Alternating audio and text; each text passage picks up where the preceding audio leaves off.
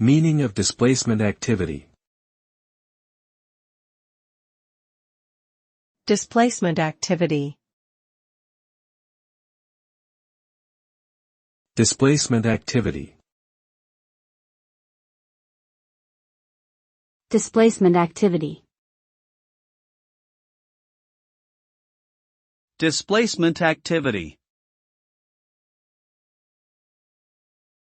Displacement activity is a behavior that an animal exhibits when in a situation of conflict or stress where it is unable to perform its primary goal-directed behavior.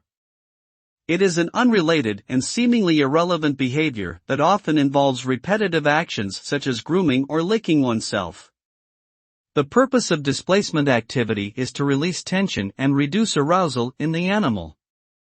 However, displacement activities are unlikely to resolve the underlying conflict and may even prolong it. In humans, displacement activities can also be used to distract oneself from negative emotions or stressors.